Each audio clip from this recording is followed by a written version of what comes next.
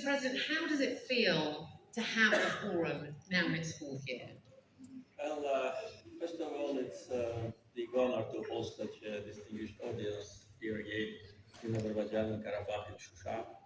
The idea of the forum was to create an atmosphere for media representatives from different parts of the world to address the issues of interest, mutual concern, and also to get acquainted with Karabakh, with Shusha. And by the time passing, I'm sure many of our guests visiting us regularly, they see the development of Karabakh, they see the reconstruction. First time, probably when they came, they saw only ruins, but now they see cities, they see people who live in the new apartments, in the new houses. So it's a combination of various factors. First, every time, every year, the topic of the forum is just reflects the current challenges. Second, the atmosphere is very friendly, very positive, and many people from different media outlets, I'm sure, become good friends after meetings in Shusha. And of course, important factor for us is to gather this big group of people, those who influence the decision-making process, those who influence public opinion in their countries and beyond, to see that when Karabakh is back to its roots, when the owners of these lands are back, then the real development happens. Thank you so much. That deserves a round of applause. Very impressive to see how the forum has very much evolved over the last 4 years, so thank you so much. Well, just to set the scene a little bit for you, we gather at a time, of course, where information travels faster than ever, yet trust is increasingly difficult to earn. Journalists and policymakers today are very much navigating an era shaped by misinformation, by division, by AI, and rapidly evolving digital platforms. Which is why conversations and forums like this are ever so important, of course. And also, which is why this year's theme is the mission of the media in promoting peace, restoring the truth, and rebuilding trust. As a very quick introduction, my name is Laura Buckwell, and I am a broadcast journalist for UNews. Thank you so much for having me. Well, as you can all imagine, we have a very full agenda over the next couple of days, and yes, we're going to be starting with this open dialogue with the President, and for the next couple of hours, we are going to be opening up the floor to you all for any questions that you might have. I have a long list of people and names that I'm going to be throwing out to, and we have a very generous amount of time to get those answered. So when I call your name, however, please do make sure you keep your questions brief and to the point, as we do have quite a lot to get through today. So, additionally, if there's anything that you would like to share on your social media platforms, you can use our hashtag, which is Shusha Global Media Forum and GMF 2026. So, we're going to be starting off with our first media representative. I'm delighted to now throw out to Mr. Ken Moriyasu, who is the Senior Fellow at the Hudson Institute. There he is. Hopefully we have a microphone at ready. Thank you, Mr. President. I'm Ken Moriyasu from Hudson. Azerbaijan occupies a unique geographic position linking Central Asia, the South Caucasus, Turkey, and Europe. But recent disruptions in the Red Sea and the Strait of Hormuz have reminded the world of the vulnerabilities of maritime trade. Do you believe we are entering an era in which overland corridors will become as strategically important as sea lanes? And if so, how do you see Azerbaijan's role evolving over the next decade? Thank you very much. You know, we've been working on connectivity issues for quite a while, for maybe actively more than 10 years, trying to use advantages of our geographical location into the real platform for multinational cooperation. And there were various factors which could allow us or not, or prevent us from becoming one of the international transportation destinations. First was the physical infrastructure, which was missing, and we had to build it. What has been done? Second, interaction with the neighbors, because without that, you will never become a transit country. If you have bad relations with your neighbors, means that nothing will come back and forth. And also to establish the broad international cooperation on the vast geography of Eurasia, to the east and to the west, to the north and to the south from Azerbaijan, and to lead the process, as we did, for instance, in implementing our energy project, where Azerbaijan was the initiator, main financial contributor, and organizer of a multinational cooperation, which today also helps many countries to tackle the issues of energy security. So the same approach we apply to connectivity. And as I said, physical infrastructure is done. And now we are only working on the issues how to expand it, because we did not expect that our geography will be so needed in recent times. Um, Interaction with neighbors to the east and to the west are excellent, whether it's the countries of Central Asia or our immediate neighbors like Georgia and Turkey and Europe. And to connect all that, of course, we needed to initiate many steps that could enable the corridor to be efficient. Yes, situation in the Middle East now makes this corridor more attractive. And if only you looked at the flight radar map, during the hot period of standoff, you would see that a very narrow corridor was going through Azerbaijan. And the same can be applied to the maritime transportation across the Caspian and land transportation. So all these factors definitely increase the importance of Azerbaijan. And fortunately, we've been ready to handle a growing number of cargo. Now we are expanding our facilities. Our trade seaport, though it is now the biggest in the Caspian with 15 million tons, will be upgraded up to 25 million tons. We are now building 10 vessels at our shipyard in order to be able to evacuate cargoes from Europe and to Europe. Our close relations with countries of Central Asia and the European Commission, and situated just in the center, in the middle of these two destinations, really creates a big advantage. And of course, the policy of Azerbaijan, which was always aimed at cooperation, at addressing the concerns of our neighbors, and also them to be ready to address our concerns. And atmosphere, what I was talking about, atmosphere here in Shusha at the Media Forum is the same what we are trying to create, and I hope we managed to create among many international actors. Thanks so much. What a great question to start off our dialogue. Thank you so much once again to Mr. Ken Moriyasu. Thank you. We now move over to Mr. Yusuf Ozhan, who is the Vice President and Editor-in-Chief of Anadolu Agency. Please do get a microphone over if we have one, just here in the second front row. There we go.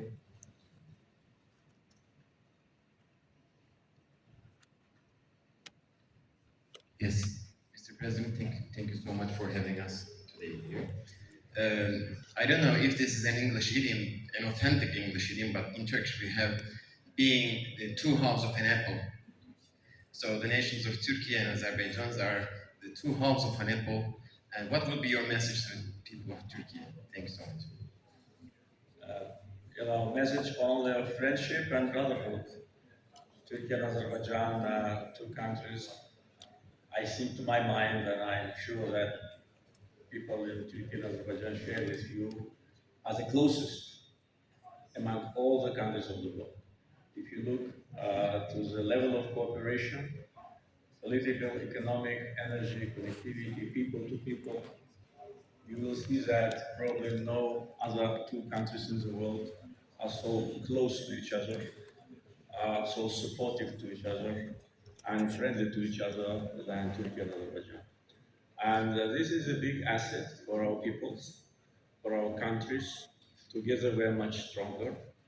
This is also an important factor of regional stability and cooperation, including what I was just elaborating on, connectivity. And this is an important factor of security, because here in Shusha, 5 years ago, President of Turkey and myself signed the Shusha Declaration, which actually elevated our relations to the level of alliance. So we're not only brothers and friends, we're allies. And if something unfortunate or bad happens to one of us, another will be with all its potential, including military, to defend our brothers. And this really is a very rare case when we see that ethnic groups, common culture, and common history creates a platform for countries to be so close politically. I'm sure you know many cases where the same, relatively same roots, the same linguistic, how to say, vocabulary does not create the platform. On the contrary, people who sometimes speak almost the same language fight with each other. People who share the same religion kill each other. And therefore, the example of Turkey and Azerbaijan is one which should be examined and followed by neighbors. The neighbors should behave exactly as Turkey and Azerbaijan. Thank you so much. A wonderful question again, and an impressive statement there from the President. Thank you so much. Moving on now, we have Mr. Christian Augustin Niculescu Tagales, who is the senator, lawyer, member of the Parliamentary Friendship Group with Azerbaijan, Romania. Excellency, I would like to confess that this is my third visit to Azerbaijan. And last year, at the same time, I had the privilege of climbing Haydar Peak, one of the highest and most beautiful mountain peak of your wonderful country. I am impressed not only by Azerbaijan's natural beauty, but also by the remarkable progress your country is making in multiple areas, such as innovation, digital governance, and renewable energies. In recent years, Azerbaijan has gone through a remarkable process of developing, of strengthening its strategic position on a regional and international level. And the relationship of the European Union is an extremely pragmatic one, focusing on energy security, regional connectivity, and trade. By liberating its occupied territories, Azerbaijan has restored its territorial integrity with its internationally recognized borders, and this achievement, Mr. President, was based on your leadership in resolving this issue. You have also positioned Azerbaijan as one of the key regional actors, your country being a relevant member of the international stage. Throughout its active involvement, it contributes to cooperation, promoting dialogue, and building bridges between regions. At the same time, the relationship of the Azerbaijani parliament with the Parliamentary Assembly of the Council of Europe, of which I am a member, is one that requires a revival given that, for various reasons, a deadlock has been reached, which unfortunately had the effect of withdrawing the Azerbaijani delegation from the Parliamentary Assembly of Council of Europe for the time being, expressing my belief that the difference between the two sides will be overcome and the Azerbaijani delegation will return to its place inside the budget. I would like to ask you, Mr. President, how you see the improvement of this relationship, considering that it is mutually beneficial. In your opinion, what step will be taken towards closer cooperation with the European institution? Thanks. First of all, thank you very much for your kind words about Azerbaijan, and thank you for your personal contribution to friendship between our countries. You mentioned several important moments in our relations with the European institutions, including European Commission and the Parliamentary Assembly of the Council of Europe. And as you know, there's a big difference between relations with one and another.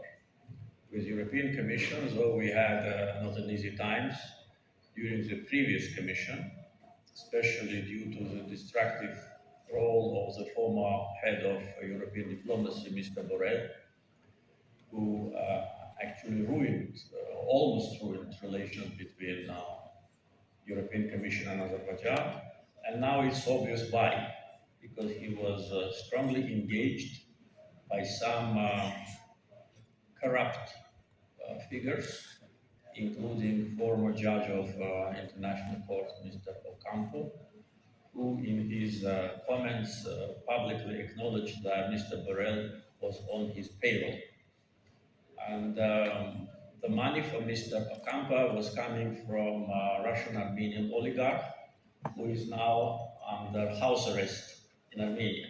So it's a big chain of anti-Azerbaijani group which existed in European Commission. But it's good that Mr. Borrell is now out of politics, hopefully forever.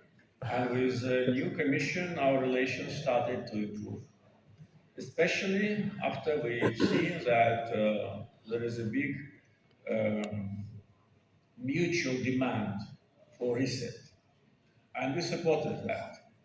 I can just tell you that during several months of this year, we had several important visits from Brussels. On March, the President of European Council, Mr. Costa. On May, Head of European Diplomacy, Madam Callas. And July, President of European Commission, Madam Ursula von der Leyen. And in public comments of them and myself, everyone can see that both sides are satisfied with the level of cooperation and the areas of partnership which you described, of course, are important, but not only. Our bilateral framework is much broader. With respect to Parliamentary Assembly of Council of Europe, unfortunately, we see absolutely different picture. And I personally regret that because I was the first head of Azerbaijani delegation when I was member of parliament in 2001. And for 2 years, I was working there. And as you know, there are 4 sessions throughout the year. So for me, it's not a pleasant situation that it happened. But the reason why it happened is very important in order to answer your question, what should be done in order to find a way from the deadlock. Until liberation of 100% of our territories from separatists and Armenian occupational forces in September 2023, Azerbaijan was never under any sanctions in PASEP. September 2023, when we used our legitimate right for self-defense and liberated the territory from remainings of separatists, the Council of Europe Parliamentary Assembly decided to punish Azerbaijan. And in January 2024, they put under question the credentials of Azerbaijani delegation and also deprived Azerbaijani delegation from the voting right. So that was not because of so-called human rights issues. If it was about that, it would have been done probably much earlier. It was just punishment for us for what we've done in order to restore our sovereignty. And after that, the Azerbaijani delegation made a very wise decision. Just they stopped attending the meeting, because if we don't have a voting right, why should we be there? And we, by the way, did not vote for the judges of European Court of Human Rights, and that's why Azerbaijan does not recognize the decisions of the court because we don't know who these people are. We did not vote for that. And for more than 2 years, we are discriminated. And I can tell you openly that we in our government were seriously evaluating the complete departure from the institution. Not only freezing our membership in PASE, but also leaving Council of Europe as a whole. But I was approached by Secretary General of the Council of Europe, Mr. Alain Berset, and I was asked not to do it. And in order to find a way how to improve the situation. So I put that on hold, but unfortunately since that time nothing is happening. There are some very strange and ultimative demands from PASE to Azerbaijan, which are absolutely unacceptable. It was not us who ruined relations, it was them. They deprived us from the voting right without any legitimate ground. So what should be done is that they should restore the voting rights of Azerbaijani delegation. And after that, Azerbaijani delegation will come back. It should be exactly, as I said, not vice versa. We didn't do anything wrong with them, therefore it was them who made that unjust move, and it should be them who should step back to find the courage and to admit that they made a big mistake. You know, on many occasions I expressed my view on that if Azerbaijan leaves the Council of Europe completely, no one in the country will even notice that. So being there or not being there doesn't change a lot here. To be there is better, probably, I don't know, maybe. But, and we are not looking for confrontation, especially when not only Parliamentary Assembly of the Council of Europe, but also European Parliament is attacking us regularly, again without any grounds. I think it's kind of a obsession about Azerbaijan. In 5 years, they adopted 13 resolutions attacking Azerbaijan, and none of them is, for us, is important, and none of them influences anything here. So, of course, it's better to have normal relations with these institutions rather than this confrontation. But again, it was not our choice. We joined the Council of Europe voluntarily in 2001. At that time, it was a different organization. And in general, Europe was different from that time. We were entering that Europe with those aspirations, with those hopes that membership there will help us to resolve our main issue, to resolve Karabakh conflict, to restore our sovereignty. So again, I think take too much time of the audience for this issue, but taking into account your comprehensive question, would like to inform you and the audience about what happened and what should be done. We are ready for normalization, but they should make the first step. Thank you. Thank you so much for such a detailed question and such a detailed answer as well. Thank you so much. Right, we move on now to Mr. Ramiz Yunus, who is a professor of political science at the Khazar University.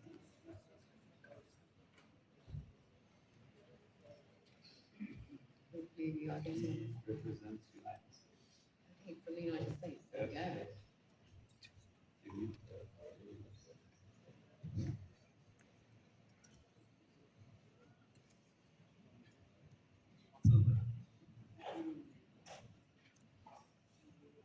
Dear Mr. President, it's a great honor for me to meet you once again in the Karabakh region of Azerbaijan. Thank you very much for your invitation to this important international event. I have two questions.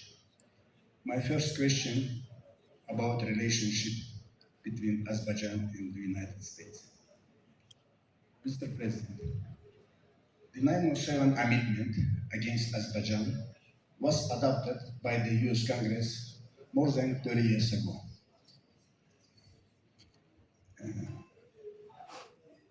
What is your assessment of this amendment today? And do you see a realistic chance for its repeal under the current administration of President Trump? My second question, today Azerbaijan is widely recognized as middle power and the leader of the South Caucasus. In your view, Mr. President, what is the main difference between small state and middle power in today's world? Once again, thank you very much, Mr. President. Thank you.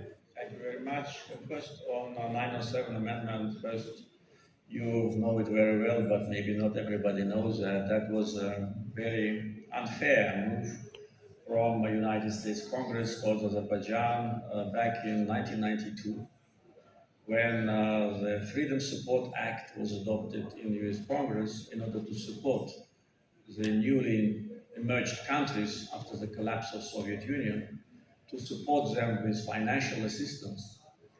And Amendment 907 was introduced by pro-Armenian senators. By the way, President Biden was one of them. He at that time was a senator. And probably this explains why we had so many difficulties with Biden's administration. So that amendment prevented Azerbaijan from access to America's financial assistance.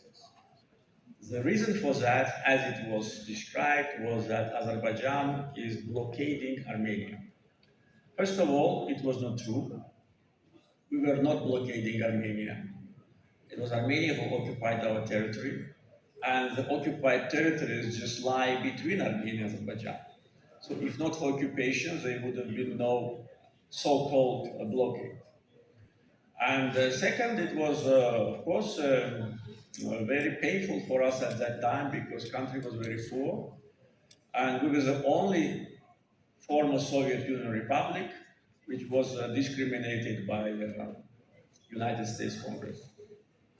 Today, this amendment is completely outdated. First, because Azerbaijan and Armenia initialed a peace agreement in White House in the presence of President Trump. Second, Azerbaijan unilaterally lifted all the transit restrictions to Armenia. And now, since we did it,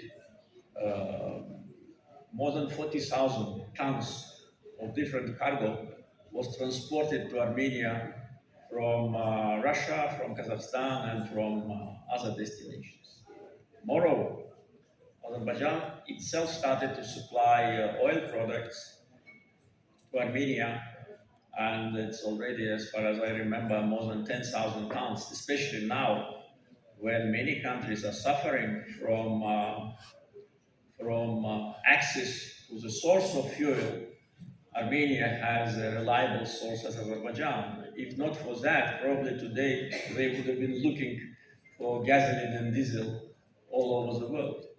So this once again demonstrates that this amendment is completely outdated and should be repealed completely. But unfortunately, despite the firm position of President Trump, and by the way, during our meeting last August in Washington, in White House, President Trump signed a waiver in my presence of this amendment for 1 year. And it doesn't work now, but its symbolic meaning, its political meaning is still there. And I think the sooner this amendment is totally repealed by the Congress, the better for all of us, for Azerbaijan, because we will not be any longer discriminated, and for US Congress, which will demonstrate responsibility and will demonstrate the ability to admit the mistakes and also to act in accordance with the current geopolitical situation. So we hope that it will happen. But nevertheless, I can tell you that with today's administration, this Amendment 907 doesn't play any negative role. You asked about relations between the United States and Azerbaijan. I would say relations between Trump's administration and Azerbaijan are excellent. And we're very glad really these relations elevated to a level of strategic partnership. And my historic meeting with President Trump last August in Washington, and then our meeting in Davos in January this year. Invitation to Azerbaijan to be a founding member of the Board of Peace initiated by President Trump. Visit of Vice President J.D. Vance. Signing in Baku with Vice President a joint declaration on establishing of strategic partnership, and many other factors demonstrate that relations now at the peak level, unprecedented level, which we never had before. And today we are working actively to implement all the provisions of the Strategic Partnership Declaration, particularly those working groups which have been established are working very actively on trade and investments, on digital transformation and AI, on energy security and connectivity, on defense and defense sales. And the United States lifted all the embargoes on supply of weapons to Azerbaijan. And right after that, the same was done by United Kingdom and by members of the European Union. So this, I think, characterizes very well the spirit of our bilateral relations, the form, and also the potential for the future. With respect to your second question about middle power, yes, I've read some analytic articles, and also I'm aware about some opinion of experts about Azerbaijan already became a middle power. So I think the gathering like this can also help to identify exactly what are the criteria for the country to be named middle power. There can be various criteria, and one single criteria has not yet been elaborated.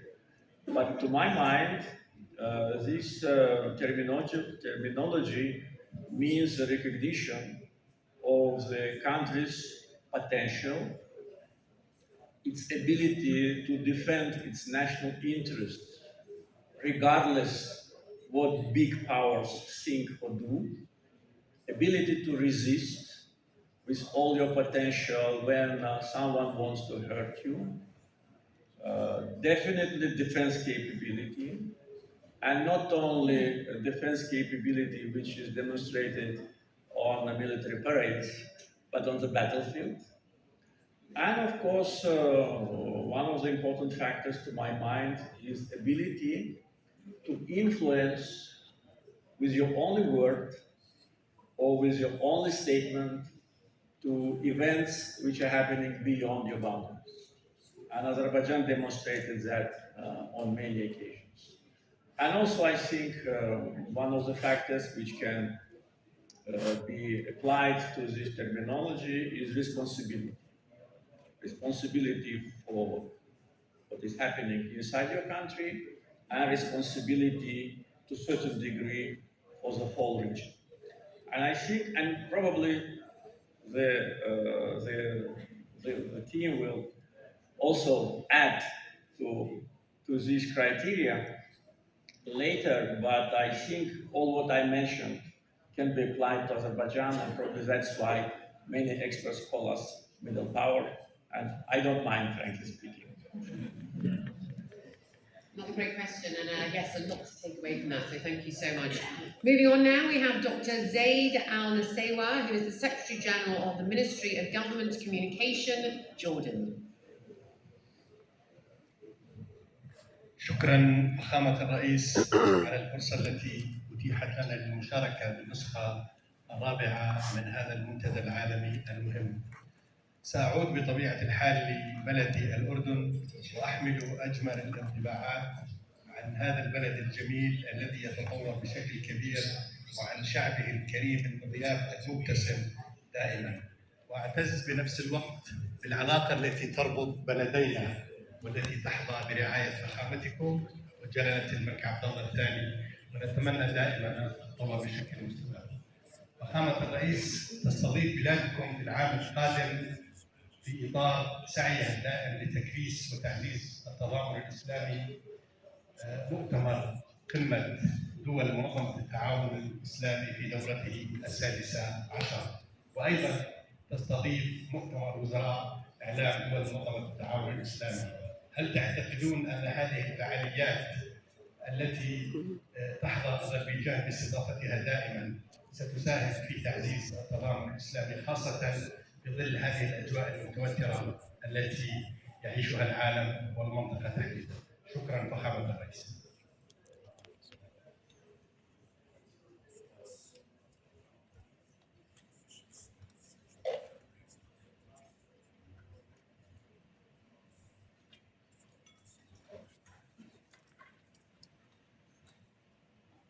Yes, as you mentioned, our relations with His Majesty the King are brotherly relations, and relations between our countries also are very close.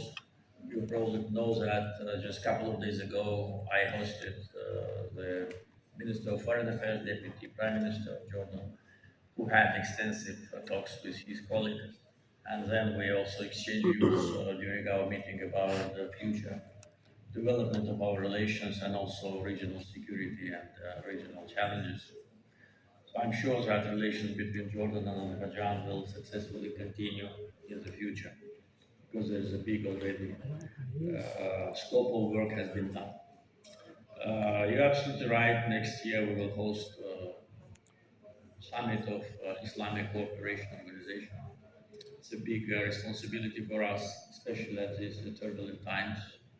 Azerbaijan always was strongly advocating for solidarity between the Muslim countries, and numerous events held in Azerbaijan and numerous initiatives which we put forward actually served the cause of solidarity, mutual understanding, and unity.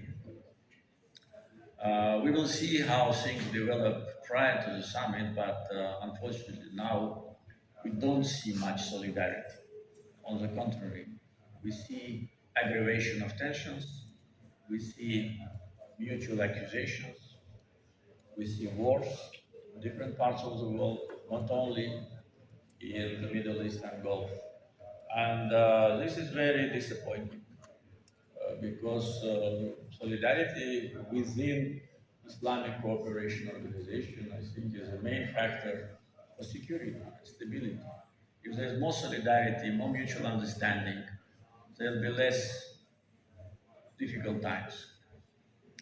The role of Azerbaijan has always been highly appreciated, and we played important role in different times with different actors, and our role has always been a constructive, result-oriented, aimed at the reduction of tensions. We, by the way, demonstrated this capability during the times when we were chairing the non-aligned movement. As you know, members of Islamic Cooperation Organization at the same time are members of non-aligned movement, the movement of 120 countries, fully supported Azerbaijan's chairmanship, and we've been elected by unanimous decision by all the countries. And by the way, even our chairmanship was extended for 1 year again by unanimous decision. So that was a recognition of our very positive role in bringing closer those who stand far away from each other. The same potential was very helpful when we had to agree on important decisions when we were chairing the COP29. That was even more difficult because there were very contradictory views and opinions and clashes. But again, it happened.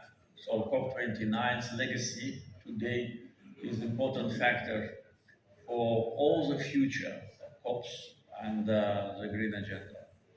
So we will use all our capacity in our possession during the time prior to the summit and at the summit to demonstrate this unity. We will do our best. To what degree we will succeed, it's difficult to say. And what will be the world and our region look like next summer, also difficult to say. But hopefully countries like Jordan, like Azerbaijan, countries, like-minded countries, whose agenda is peace, stability, security, will join the efforts in order to have good results. Thank you so much. Right, moving on, we go over to my colleague and boss, in fact, Jane Witherspoon, a managing editor of Middle East, Central Asia and South Caucasus at Euronews. Over to Jane. Thank you, Laura. Mr. President, always a pleasure to be here in Shusha joining you. Thank you once again for inviting us to be part of this wonderful event. You just spoke earlier about recent visits here to Azerbaijan from Ursula von der Leyen and, of course, Antonio Costa. With regards to gas exports, we see that Azerbaijan now supplies 16 countries. 14 of those are in Europe, and now that you're supplying to both Austria and Germany. Why are those two countries so important? And secondly, how do you see relations with the EU further developing? You said earlier, relationships like this are mutually beneficial. Thank you very much. Very glad to see you again. And thank you for being with us. Yes, we started to supply Germany and Austria this year. And this is a part of our overall strategy to expand our presence on global and particularly European gas market. European market is a premium market, the market with the best prices. Therefore, we are very interested to expand our capacity. Yes, we supply gas to 16 countries by pipelines, and we are number one in the world with this geography of supplying by pipeline gas. And more to come. We still are in negotiations with some members of European Union, and in order to start supply and in order to increase the supply. So we have both requests. And in today's energy market situations, gas from a reliable source, from Azerbaijan, predictable source, and alternative source is more important than probably 10 years ago. We have potential to increase the production and export. Just months ago, we inaugurated the production from the new gas field, ACG deep gas, as we call it. And production from existing fields will grow based on the working program and based on the investment portfolio. Plus, a lot is being done on renewables, and renewables are already saving us a lot of gas and will save us even more because by 2032 we plan to have 8 gigawatt from renewable sources, and that will save us several billion cubic meters of gas, which today we use to produce electricity. So all that will be also available to the consumers. So we have these two important factors: gas production profile growing and market. So we need to fix and to upgrade what is in between, particularly the transportation infrastructure.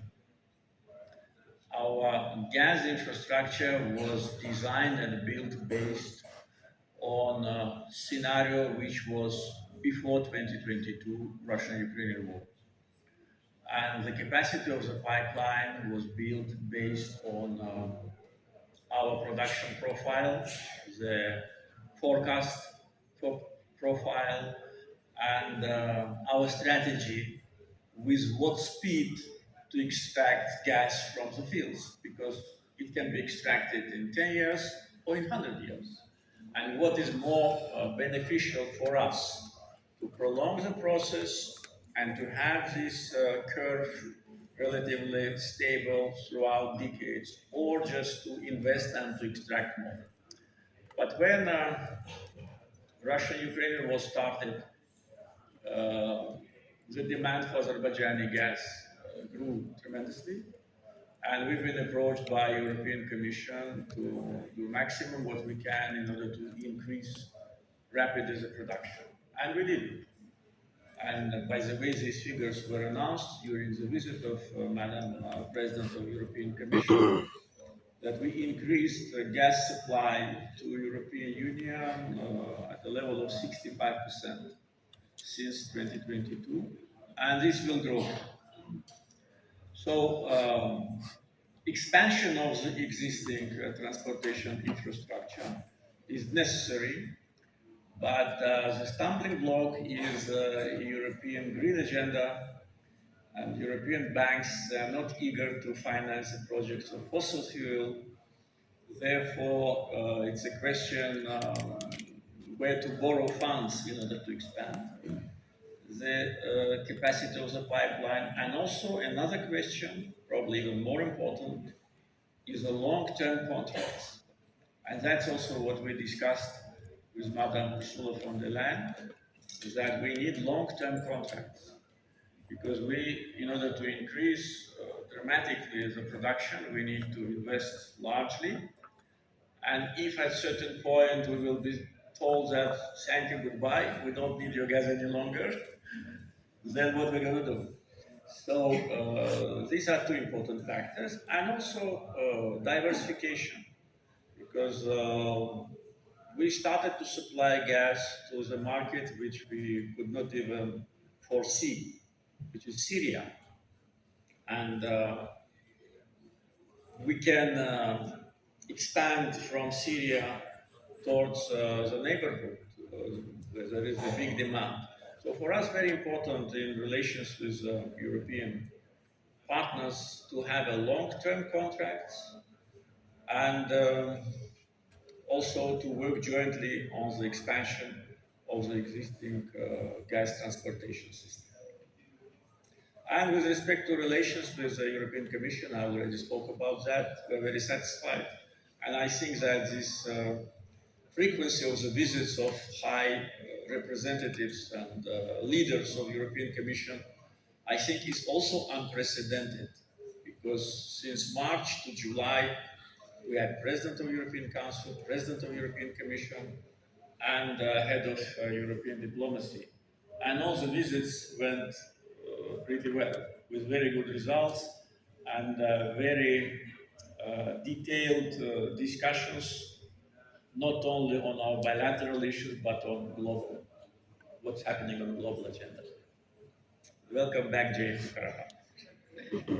Thank you so much, and thank you so much, yes, for such a detailed answer again. So, right, we move on now to Mr. Joshua Klein, Chief Investigative Reporter covering US politics and Middle East affairs from Breitbart News. Joshua Klein. Just over here, and hopefully we'll get a microphone over in just a moment.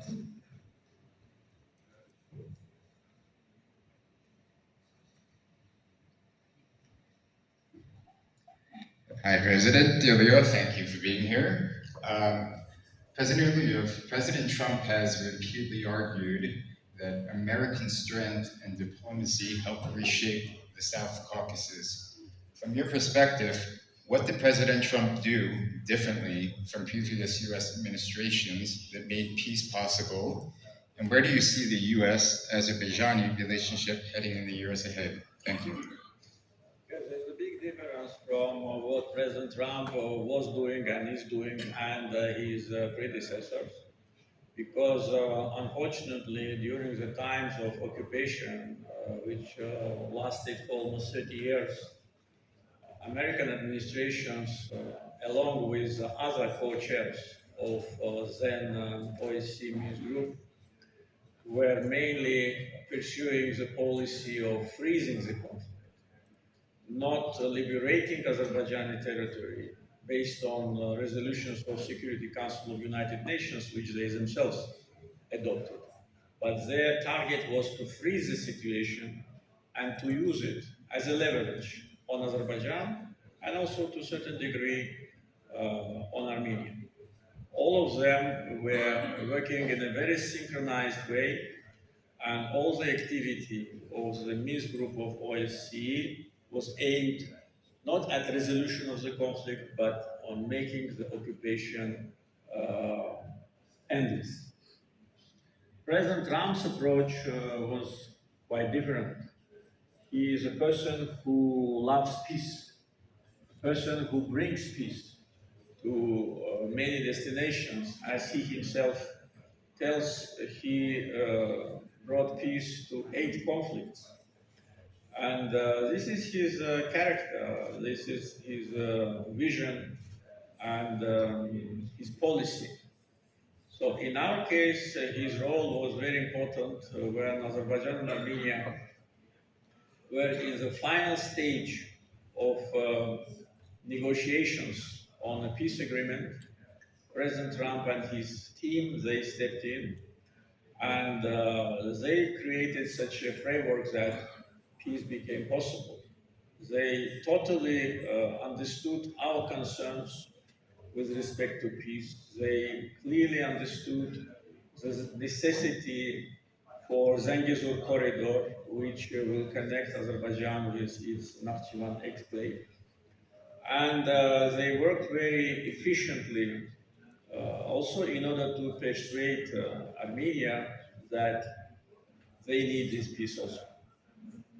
And that historic meeting in the White House, when Armenian Prime Minister, President Trump, and myself signed joint declaration, and also in the presence of President Trump, ministers of foreign affairs of both countries initialed peace agreement. As I said, President Trump, in my presence, signed a waiver on the restriction and sanctions. And also, we signed a document to establish the joint working group to elaborate in 6 months strategic partnership agreement, and exactly in 6 months it was done. In my experience, for the first time, American officials kept their word so strictly. So from August to February, and then Vice President Vance came to Baku and we signed the strategic partnership declaration. So this is amazing. This is unbelievable. This is something which we could only dream about.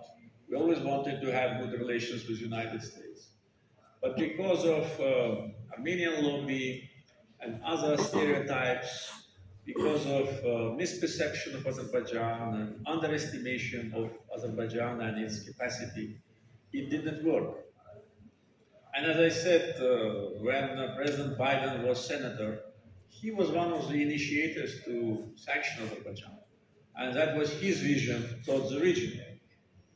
The region divided in conflicts and in confrontation, and it's easy always to achieve the goal. But President Trump's absolutely different character, different person. He wants peace, and he sees peace as an opportunity. And now when peace is already done between Azerbaijan and Armenia, a lot of opportunities. Now, TRIP, he gave his name to the corridor which connects Azerbaijan with Nakhchivan exclave. And as far as we got information, practical works on the ground will start hopefully this year. So this will change completely the connectivity map of the region. This will lead to security in the Southern Caucasus. We need that badly. And this will lead to cooperation in the Southern Caucasus in good spirit. So we are very grateful to President Trump, himself personally, his team, Steve Witkoff, Ariel Lightstone, the persons whom I particularly want to name because they played a crucial role in, together with the president, in bringing Azerbaijan and Armenia to peace. Thank so much for your question. Right, we move on now to the head of public sector and NFP sales at LinkedIn for the EMEA and Latin America regions, Mr. Seamus Clancy, who is with us here today. Thank you. Good morning, Mr. President. So I'm Seamus Clancy. I lead the government business for LinkedIn. We've recently centralized our Central Asian operations here in Azerbaijan through our local partner, the HR Institute. I've been working with the Azerbaijan government, ASCON, UBOC, ABB Bank for the last 2 years or so, and I've noticed the inspiration to diversify the economy. So I have a question. In your opinion, what's the number one thing the country needs to focus on from a worker and the people of the country's point of view? And how does a vendor like LinkedIn or a partner like LinkedIn join you on that journey? Partner like whom, sorry? LinkedIn. Well, we have quite a number of issues on our agenda. It's difficult to name it one, two, three, four. Agenda is global agenda is development, sustainable development, was reconstruction, restoration of Karabakh, finalization of all our projects which will lead to new transportation routes. Connectivity is one of them. One of the main topics on our agenda is digital transformation and development of AI. And I issued relatively recently a special decree establishing a commission, a joint working group, the council, to address these issues. Energy security definitely will continue to dominate the global trends, though we can consider this for the country as a done business. But as I said, demand for our energy resources will grow, including renewables. We have a huge potential of renewables. Only here in Karabakh, we already commissioned 340 megawatt of hydro and 340 of sun. Solar will be done in 1 year. So export of electric energy to European market is one of the main topic on our agenda, because again, European market needs additional resources. We have extra capacity.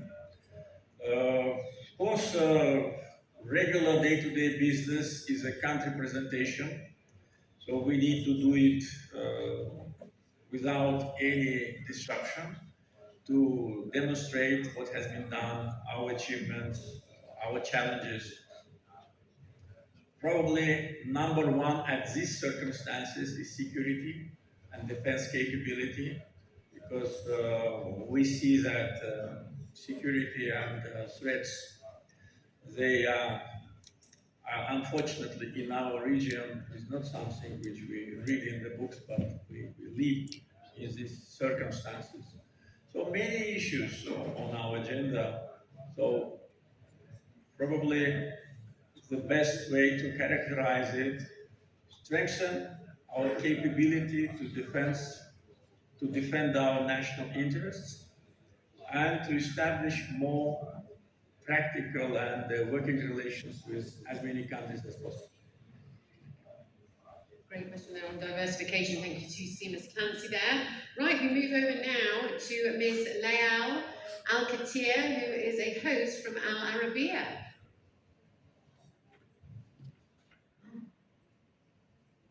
I'm hoping is here with us, and we'll make sure we get you a microphone.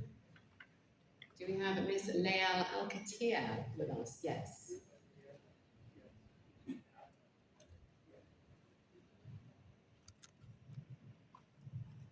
Good morning. Thank you, Mr. President. It's always a pleasure to see you again. I've been here in Baku and in Shusha last year, and I can see the huge improvement that has been done in Shusha. Congratulations, first of all. And you see the unprecedented situation in the Middle East right now. During this tough time, and you are a neighbor with Iran. Do you think a long peace can be achieved with Iran? First of all, and second, what is your future plan to protect your border from this wider escalation that is taking not only the Middle East, it's like the whole world is involved right now in this war between Iran and the United States. Thank you very much. Very glad to see you again. Thank you for coming. And of course, we are situated just in the center of wars. We have one neighbor which is at war to the north, and one neighbor at war to the south, and we're just in between. And of course, it's a great concern to protect our country and to facilitate, if possible, into finding a peace solution. Yes, we believe that peace is possible, and I think not only us, but also mediators, the countries who are trying to do their best in order to stop this confrontation and bloodshed. Particularly, I would name Pakistan and my great friend, Prime Minister Shahbaz Sharif, and Field Marshal Asil Munir. They really did a great job in the mediation between the United States and Iran and achieved a great success. Unfortunately, it didn't last long, but I hope that this current eruption of conflict will not last long. So I'm sure that peace is possible. Otherwise, it is very difficult to live when you don't believe in that. I think important will be what will region look like after peace is achieved. And here there are various scenarios and various options. And many countries are pursuing, of course, their strategic views. And as far as Azerbaijan is concerned, we only want peace beyond our borders. Because when you have peace inside and fights around the borders, you never feel safe. We live in peace in Azerbaijan less than for 1 year. We lived at war for 30 years. It was first Karabakh war, then different types of confrontations during the so-called ceasefire period, and then different eruptions, and the second Karabakh war. So we could not imagine life without a war. So only less than 1 year we live in peace, and we see the benefit for development, for investments, for psychology, for the mood of society. It has a very many implications.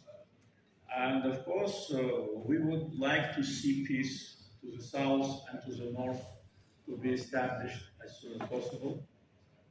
But the peace must be just and fair and based on international law and not based on someone's ambitious and agenda. International law is a universal platform for any peace. And for instance, if we look back to our war with Armenia, we always were on the side of international law. We were defending ourselves. We've been occupied in the 90s beginning, and then tried to resolve it peacefully. It didn't work. Then we used force to restore our sovereignty. We did it, and we didn't go further. We stopped. And this is very important.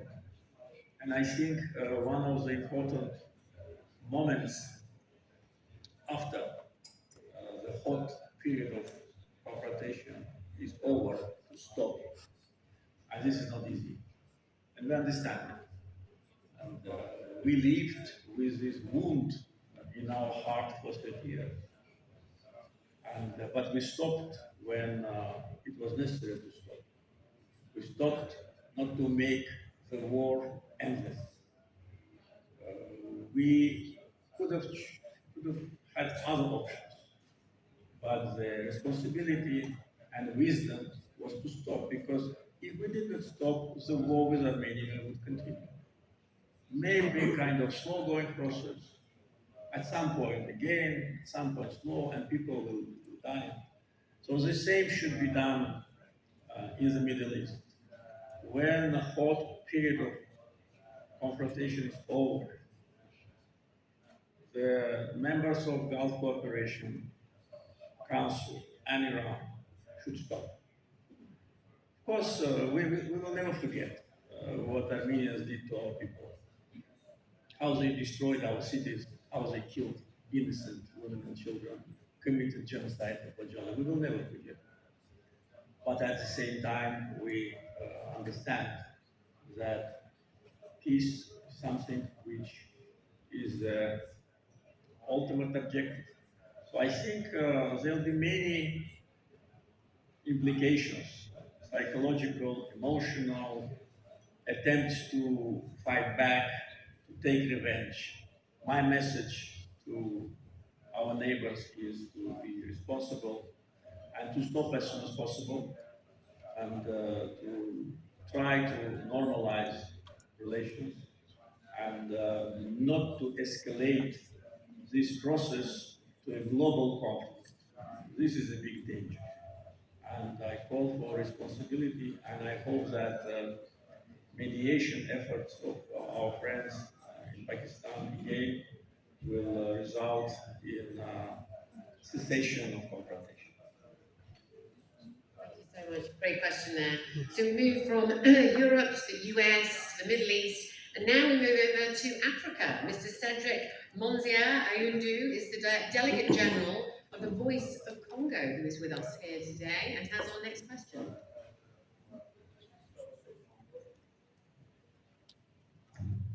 Monsieur le Président, je suis Cédric Aoundou de Voice of Congo en République démocratique du Congo. Je tiens à exprimer ma sincère gratitude à l'Azerbaïdjan et au Baku Initiative Group pour avoir offert une plateforme internationale aux peuples et aux communautés dont les voix sont souvent marginalisées, déformées ou exclues de l'agenda médiatique mondial. Et la France s'est longtemps présentée comme un champion de la démocratie, des droits de l'homme et de la liberté d'expression. Pourtant, dans ces territoires d'outre-mer et dans de nombreuses régions encore marquées par son héritage colonial, les communautés locales continuent de rencontrer de sérieuses difficultés pour faire attendre leur réalité. Leurs revendications en faveur de la dignité, de l'identité culturelle, les droits politiques et de l'autodétermination sont souvent filtrés à travers des récits dominants, tandis que les voix indépendantes sont rejetées. De plus, ceux qui cherchent à soutenir ces communautés et à coopérer avec des initiatives telles que le Baku Initiative Group sont parfois injustement qualifiés de combats hybrides, simplement parce qu'ils remettent en question les récits coloniaux établis et portent à l'attention internationale des vérités dérangeantes. Voici ma question. Dans le monde d'aujourd'hui, le contrôle de l'information peut être aussi puissant que les contrôles politiques ou économiques. Selon vous, Monsieur le Président, comment les représentants de médias indépendants peuvent-ils remettre en question le récit coloniaux et néocoloniaux sans se limiter à y réagir, mais au contraire construire une voie internationale plus puissante et plus crédible pour le peuple dont le droit, l'histoire et les aspirations ont longtemps été déformés ou réduits au silence? Merci. Thank you. You know, we were adopted to the Council of Europe. I said I was the first head of the Azerbaijan delegation who came to Strasbourg. And one of the first things our delegation heard from the leadership is that human rights cannot be an internal issue for any country. So we were good students and we learned that. And now when Baku Initiative Group raises the issue of colonial inequality or colonial rule, they've been accused, and not only they, but even Azerbaijani government is being accused for interfering into internal affairs of France. We are not, because issues of human rights are universal issues, And the Baku Initiative Group is the NGO, maybe the first and the most efficient, which brings this issue to the global agenda. Because for many years, so-called overseas territories of France, which are de facto the colonies, were under suppression. Different illegal things were taking place there, including nuclear tests. How many nuclear tests were held in Polynesia? Maybe 100, or maybe 200, or maybe more. And so many people were affected by that. So many people lost their lives, lost their health. And when Baku Initiative Group raises this issue, unfortunately, is unfairly accused of some kind of hybrid war. This is absolutely unfair. I think the role of independent media is very important. You touched upon a very important issue. For many years, those very low voices which were heard about the problems in New Caledonia and Polynesia and many other, in Martin and other, they were suppressed by the consolidated attack task force. They were suppressed, they were blackmailed. And even I was informed that some of the participants to the international events held by Baku Initiative Group were detained. They were detained, by the way, in Switzerland, not only in France. Some of them were put to prison. And these people are talking about human rights, are trying to teach the world what is democracy. So, boomerang is a very efficient weapon. You have to take it into account. I mean, those who wanted to attack Azerbaijan underestimated us. But again, this issue is far beyond the activity of Baku Initiative Group. I think important role of media, exactly what you said, once again, thank you for that, is important. So media should find enough courage, I would say, to act against this colonialism. Because it's not about our relations with France. You know, our relations with France, yes, they were to a certain degree damaged by France's position on our sovereignty and the decision made in France, like recognition of so-called Nagorno-Karabakh Republic. Even now they have a so-called embassy of non-existing Nagorno-Karabakh in France. But these are very small things. It's not about our relations with them. It's about the core issue of international behavior. You cannot in the 21st century have a colony which is situated 10,000 kilometers away from you, and people, they don't want you. People want to live their own life. There are much smaller countries, much smaller than New Caledonia or any other, which have statehood, which can have their voice in United Nations, which have their flag. Why should they don't have? I think it's an important litmus test for countries, their attitude to this issue, and for civil society. And I think that if there are more groups like Baku Initiative Group in different parts of the world, they could create a kind of a coalition of these NGOs, and this coalition can be more vocal in addressing these issues to put an end to this suppression. It's not only New Caledonia, it's a number of, even in Europe. Look at Corsica, it's just in the center of Europe. And people want to have their own lives, they want to protect their language, they want their identity to be respected. They don't want to occupy the territory of France. They just want to live on the land of their ancestors with dignity and without any external rule, external domination. You know, one of the reasons why we are very sensitive to these issues because we lived as a colony. We've been colonized in the 19th century and lived as a colony. And then when Soviet Union was established, we were not independent. We were part of Soviet Union. Republic, yes, but without any right. So we have it in our historical memory, what it is to be colonized and what it is to be free. And if you look at Azerbaijan, for instance, during the times of colonization in 19th century, in 20th century, and today's Azerbaijan, it's day and night. They only took our resources. Billion tons, not barrels, billion tons of oil was extracted from Azerbaijan. And when Soviet Union collapsed, we found ourselves without natural gas and without electricity. And until now, we are cleaning all those polluted areas in the suburbs of Baku, spending billions to clean what those who extracted our wealth did to our nature. And in these 30 plus years, Azerbaijan, as already was also said, became a middle power. And this is a benefit of independence.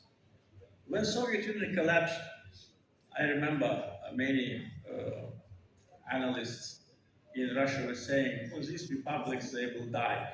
They will not be able to live without the center. But what happened? All of them live normal life. Some prosperous, some less, but all of them, none of them died. And this is an advantage. So that's why we advocate for this, for independence, for New Caledonia, for Polynesia, for Martinique, for Saint Martin, to be free. And again, it has nothing to do with our relations. With France, it is misinterpreted, and sometimes it is used against us. And I hope that my messages will be properly responded also and addressed in Paris, because we are now in a process of normalization. They criticize us, we criticize them. This is normal.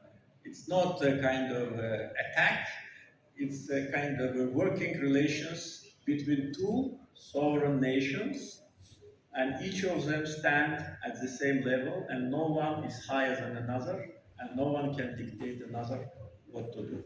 But to express your view, your concern, and to criticize, I think it's absolutely normal. I wish you success. Thank you very much.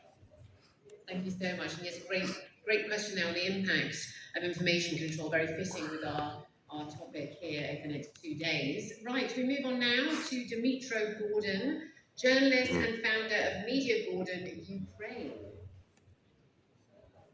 Dmytro is with us here in the front row.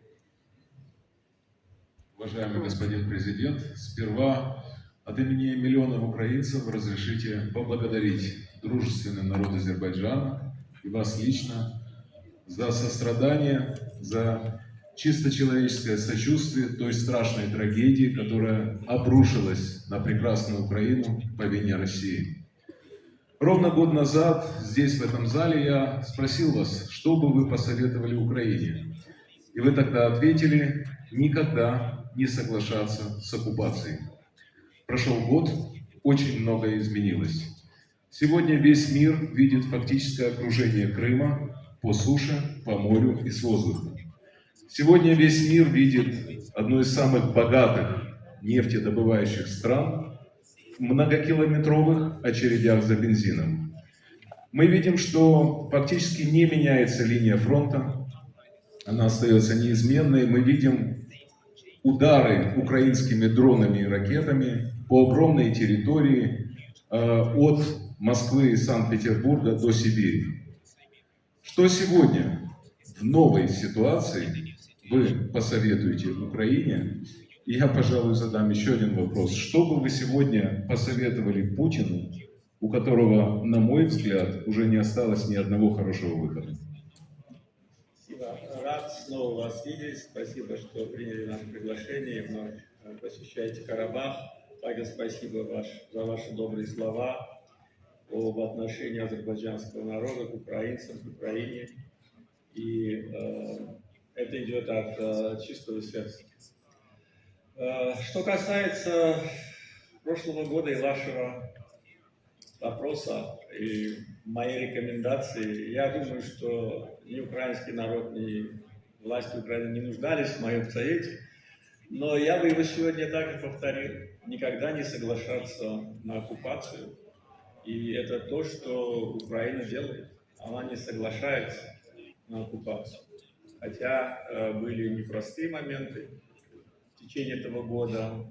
И мы видели, и знаем, и слышали о давлении определенных кругов на вариант прекращения боевых действий, по существу закреплением оккупации, но ни народ Украины, ни его руководство на это не пошло. Что касается советов противоположной стороне, ну, если они меня спросят, я, конечно же, посоветую, но сейчас, думаю, не совсем корректно было бы в рамках вашего вопроса эти советы давать. Но что касается моей оценки ситуации и перспектив продолжения военных действий, то она, я думаю, не сильно отличается от вашей. И думаю, что уже давно должно было прийти понимание того, что эта война должна быть остановлена. Причем остановлена немедленно.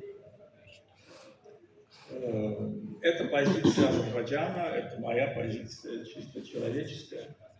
Человека, который возглавлял и возглавляет страну, которая была оккупирована и которая освободилась от оккупации.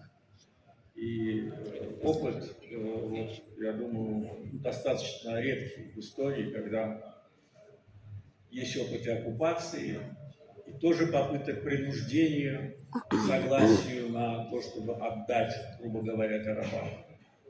Ведь не раз я об этом говорил, это Минская группа во главе с США, Францией и Россией, она только хотела отнять Карабах, и не только Карабах, то есть не только вот те административные границы бывшей Нагорно-Карабахской автономной области, но еще и всю территорию Лачинского района и Кельгаджарского района, и передать это Армении, чтобы мы на это согласились.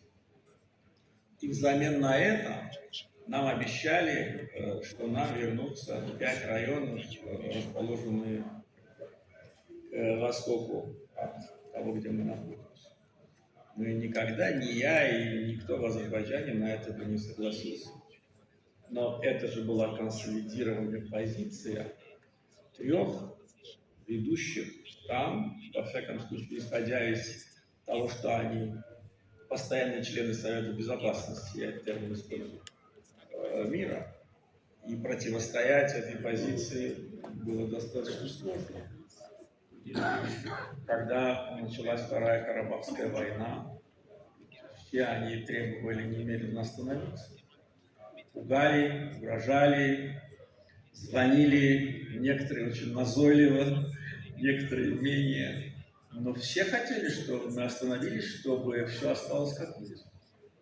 И на каком-то этапе нам некоторые предлагали, ну вот хорошо, Физули освободили, но остановитесь. Нам приходилось использовать различные дипломатические механизмы. Я посылал нашего министра иностранных дел на многочисленные встречи и в Москву, и в Вашингтон, и в Европу.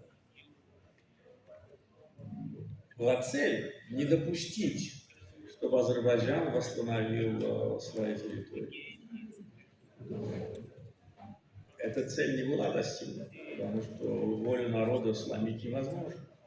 И невозможно победить народ, который стремится к независимости, к сохранению своей идентичности. Невозможно поработить, невозможно навязать. Это понимание должно прийти у тех, кто еще сегодня выступает за продолжение военных действий. Мне известна позиция президента Зеленского, публично он об этом говорил. И когда он посещал нас в апреле, мы на эту тему с ним обстоятельно говорили. прекращение военных действий немедленно по линии соприкосновения. Я не знаю, до какой степени это предложение еще актуально, мне трудно сказать. Но, во всяком случае, он его публично не отзывал. Поэтому думаю, что в любом случае, что касается позиции Азербайджана, она неизменна. Мы всегда поддерживали и поддерживаем, и будем поддерживать территориальную целостность Украины, ее суверенитет, нерешимость ее границ. Границы ни одного государства не могут быть изменены насильственно. Или же без согласия народа этой страны. И тут мы, естественно, наши позиции достаточно последовательные и твердые. Ну, а украинскому народу, как говорится, чем можем, мы всегда готовы помогать. Я на эту тему много говорить не хочу. Мы это делаем не для того, чтобы об этом говорить, это просто тоже идет от сердца. И государство, и, кстати, не только. И обычные люди, и коммерческие компании.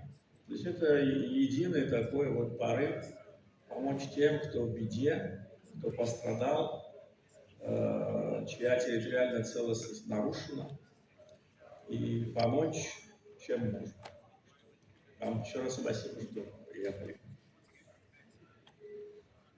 Thank you so much. Another great question there. We move on now to Mr. Roman Gurovich, who is the CEO of Gurovich Communications, a global communications firm. He's also the honorary ambassador for the World Jewish Agency Sokhnut in Azerbaijan.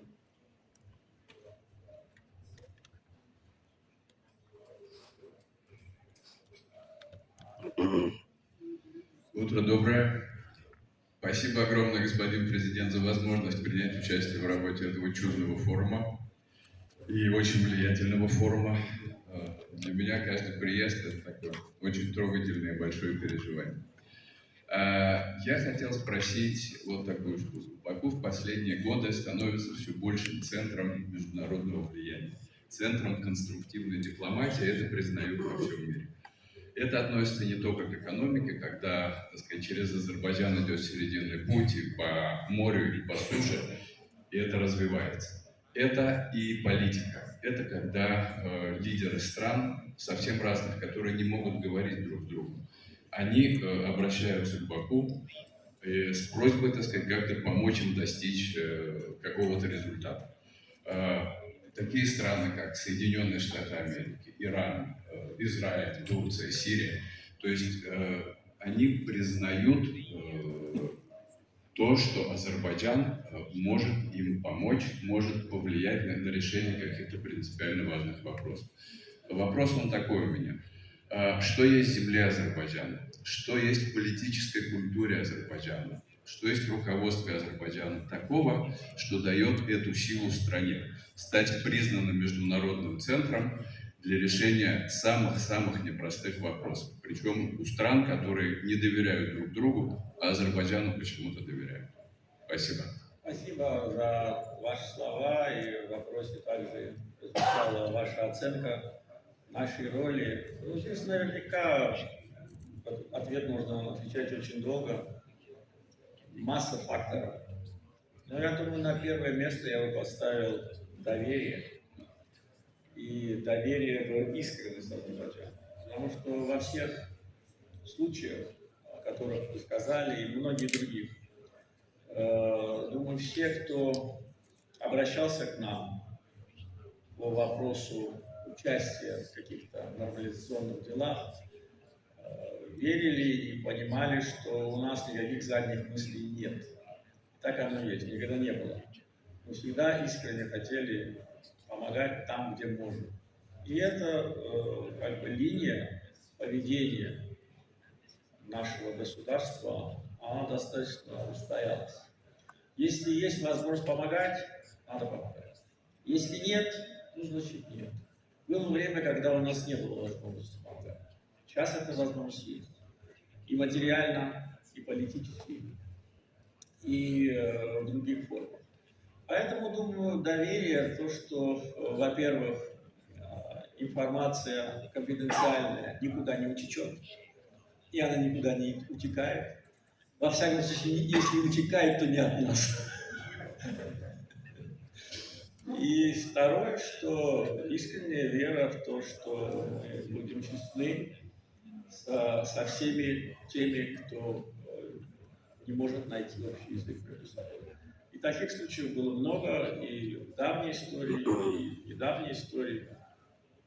Это, конечно же, очень радует. Это говорит о том, что у нас выстроены такие доверительные отношения, что они позволяют нам быть полезными для некоторых стран, с тем, чтобы просто обсудить какие-то важные вопросы и снизить напряженность. И это также становится тоже фактором региональной политики.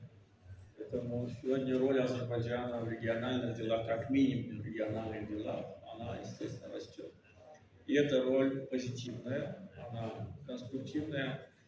И мы будем и дальше делать все для того, чтобы там, где есть возможность оказать содействие, его обязательно оказать. Ну и, думаю, еще один фактор, который также важен, это то, что я уже, кстати, об этом чуть-чуть сказал. Вот, движение неприсоединения 120 стран, и многие из них не очень друг друга любят, а некоторые даже и воюют. Но все они единогласно проголосовали за это. Когда нас избирали, и спустя 3 года. Когда избирали, можно сказать, что там мы вели кампанию, рассказывали о себе хорошие вещи, но за 3 года мы все выполнили, что говорили. И через 3 года, когда были сложности с выбором нового председателя, к нам обратились, давайте продлим. И опять все единогласно. Вот то же самое происходит и в таком региональном формате, когда доверие нам за честность и за, как говорится, у нас есть такое слово, да, авзыбять, да, как по-русски перевести, не знаю, да, рот на замке, да. Вот за это, я думаю, такое отношение. Thanks so much. Another great question there. As we move on now to our next guest, Mr. Alexei Naumov, MA in Political Science and International Relations, who's a leading expert in Russian International Affairs Council. Over to Alexei. Господин президент, большое спасибо за возможность быть здесь. Это, наверное, мой 10-й визит в родной фактически для меня Азербайджан и второй визит в Карабах. И восхитительно видеть преображение, которое происходит буквально за пару лет. Это буквально вдохновляет. Спасибо большое. Мой вопрос. Господин президент, вы неоднократно говорили, что отношения Азербайджана и России основаны на взаимной поддержке, взаимопонимании и дружбе. Президент Путин говорил тоже, что отношения с Азербайджаном сейчас хорошие, и несмотря на сложности объективные, которые были, есть основания считать, что они, к счастью, для наших народов преодолены. Господин президент, скажите, пожалуйста, какими вы видите отношения России и Азербайджана сегодня, и какой вы видите роль России в новом Южном Кавказе, который сейчас переживает один из важнейших этапов своего развития? Спасибо вам большое. Спасибо. Я хотел бы еще раз сказать, что мы ценим отношения с Россией, и также видели заявления официальных лиц Российской Федерации, включая президента Путина, в связи с тем, что отношения между нашими странами имеют очень позитивную динамику.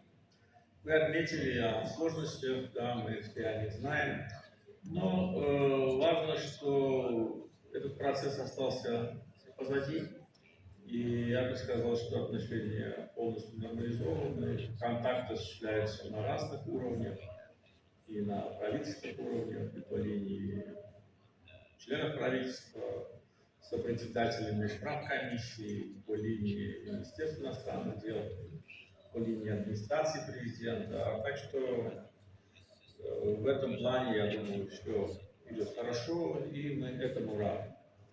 Отношения между Россией и Азербайджаном, они важны и для двустороннего формата, и для более широкой географии.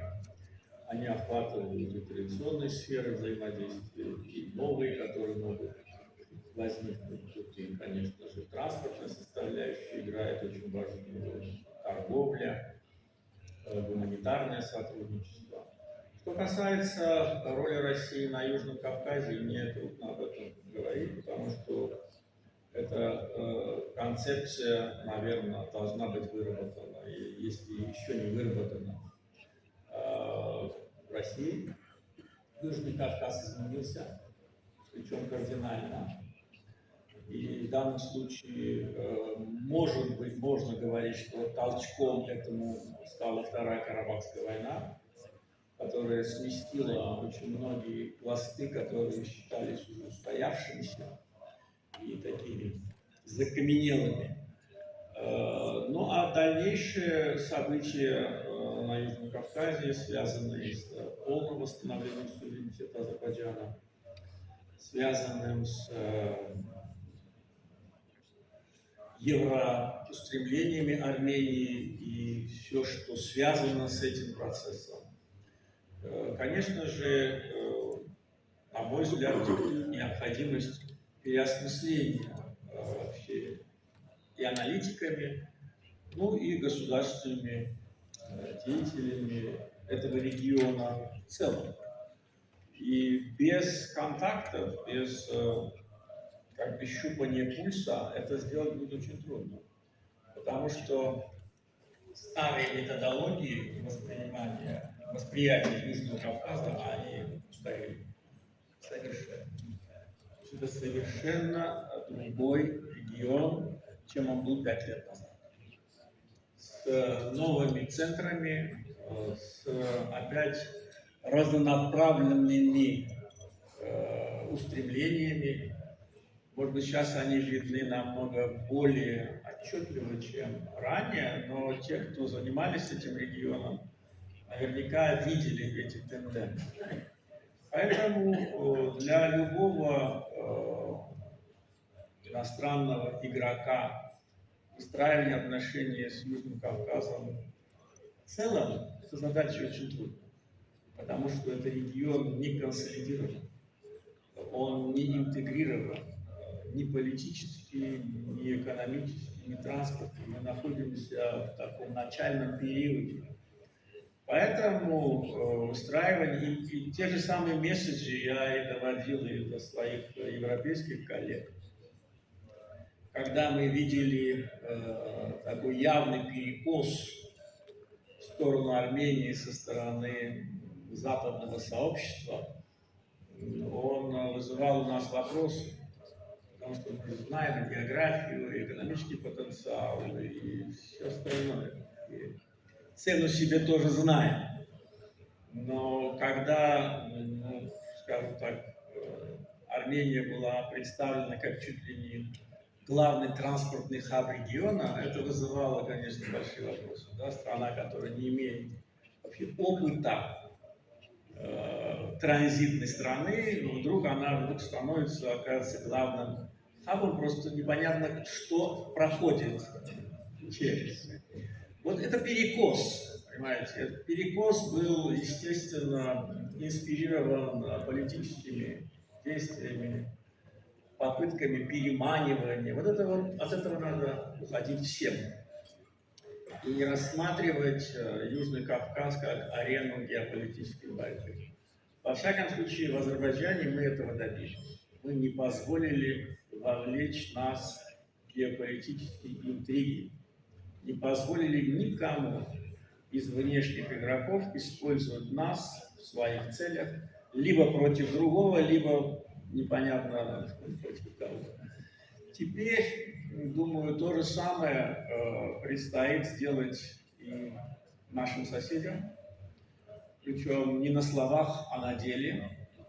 И всем тем, кто заинтересован в этом регионе, заинтересован, чтобы в регионе был мир и сотрудничество, нужно выстраивать индивидуальные форматы сотрудничества со всеми странами Южного Кавказа, тогда, когда процессы нормализации с Арменией будут завершены, когда начнется уже прямая транспортная связь между Азербайджаном и Арменией, не так, как сейчас, а напрямую, через Зангезурский коридор или через другие коридоры, когда политически Южный Кавказ будет готов к созданию какого-то трехстороннего формата, тогда будет другая ситуация. Пока ее нет, думаю, что трезвая оценка потенциала каждой страны, его экономического, политического, военного, демографического и прочих потенциалов важна, с тем, чтобы акценты были правильно расставлены и не было потом разочарования в том, что опять поставили не на того. Ну и самое главное, чтобы все, кто хотят сотрудничать, чтобы они исходили в первую очередь из того, что это должен быть регион мира, взаимодействия и полностью свободен от геополитической конкуренции. Ну, настолько, насколько любой регион может быть свободен. Нет, нет, мы его, как говорится, инициировали, скажем так, в самом начале и исходили из того, что дела региона должны, этими делами должны заниматься страны региона. Но я думаю, что давно к этой теме, кстати, никто не возвращался, да, хорошо, что вы вспомнили об этом. Мы это инициировали как постконфликтная ситуация, с тем, чтобы добиться полного урегулирования и полного восстановления нашего суверенитета. Когда мы это инициировали, тогда еще часть Карабаха была под оккупацией. По мере того, как развивались события, по мере того, как менялись альянсы со странами не южнокавказскими, с странами Южного Кавказа, естественно, и менялась наша оценка формата этого сотрудничества. То есть, я думаю, на сегодняшнем этапе важно, чтобы это было полноценное шестистороннее или пятистороннее, мы знаем, что Грузия не подключилась, да, пятистороннее сотрудничество с очень четкой повесткой, чтобы это не было, знаете, очередной минской группой, да, которая бы здесь, как зонтик, занималась бы вопросами Азербайджана и Армении. Мы должны заниматься вопросами всего региона. Россия, Иран, Турция, Армения, Азербайджан, равноправного. Вот эта концепция нами сейчас как бы считается основой. Если будет такое же восприятие в других столицах, то, я думаю, и пятисторонняя встреча, как минимум на уровне министров иностранных дел, будет востребована. Thank you so much. Another great question, this time on relations between Russia and Azerbaijan there. Thank you so much. Right, we now move on to Tamara Chiogzidz, who is from Fortuna Radio Holding, Georgia. Over to you. Hello, yes. My name is Tamara Chiogzidz, Mr. President. Thank you very much for inviting us to this wonderful country. It's the second time I'm here. I was about 15 years ago, and I see tremendous progress here, so my compliments to you. So first of all, I would like to ask you the question today about the radio industry.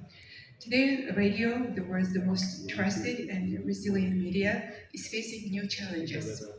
As car technology continues to evolve, it is creating serious concerns for both radio broadcasters and listeners. I would like to draw your attention to the fact that there are growing numbers of newly imported electric cars that are being sold without FM radio, or with FM radio much harder to find on a car's display. Many broadcasters and regulators across Europe are working on policies and legislation to ensure that FM radio remains available and easily accessible in new electric cars. Would the government of Azerbaijan support cooperation between the government, regulators, broadcasters, and automotive industry to ensure that FM radio remains available and easily accessible in all new cars as a matter of public interest and emergency communication? Thank you very much. Thank you very much. I fully support that. I didn't know, by the way, that in electric cars there is no FM radio. Frankly speaking, I listen to the radio only when I am in the car. But in the car I am very often because I travel around the country mainly by car. And every time I go, I listen to the radio. And mainly to the music, to be very frank. Because news for me is enough from other sources. So, and I cannot imagine the car without the radio. With this car, I will not go anywhere. So, whatever is necessary for us to join, if there is any initiative, you just let us know, and we will fully support that. And thank you for your kind words about our country. And for a neighbor, I think 50 years is too much. Hope you will come regularly to Azerbaijan. Especially now when we have a trade. Thank you. Very, very good to know. And yeah, brilliant question. Thank you for bringing it back to the media industry, of course, as well. Right, we move on now to Yoshiki Kishida. I hope I got that right. Who is the Executive Director for International Affairs, GG Press, who is with us today, Mr. Yoshiki.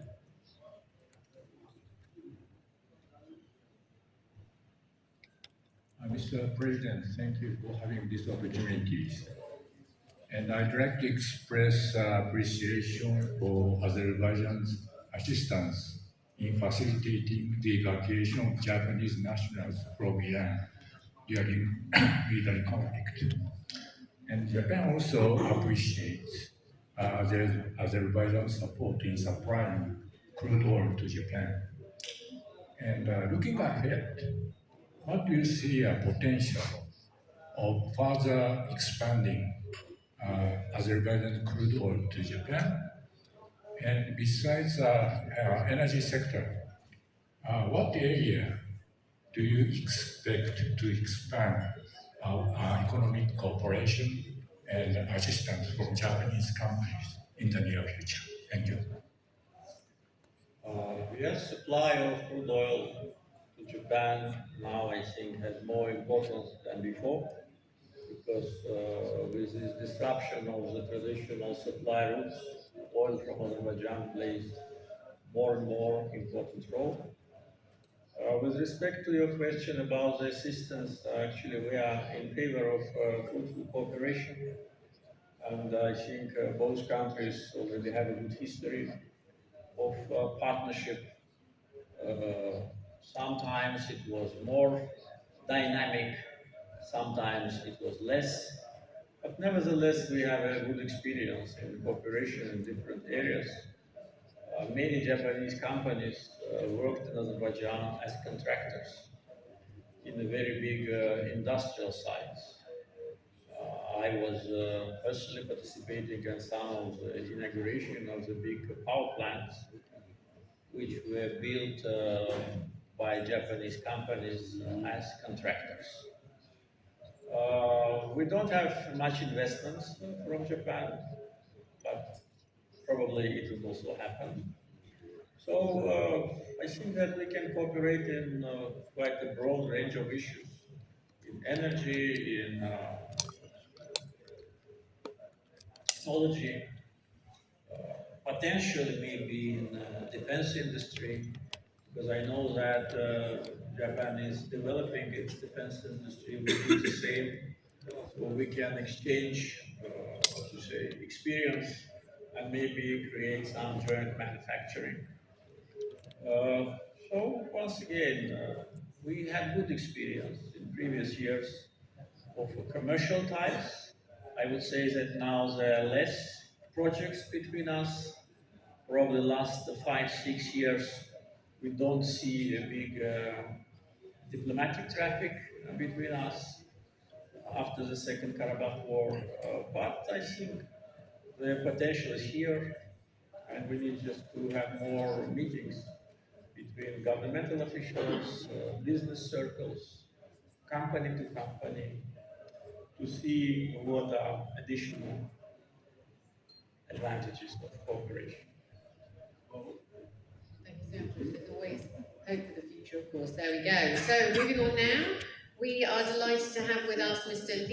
Shusha, who is the correspondent at the Baku branch of Xinhua News Agency.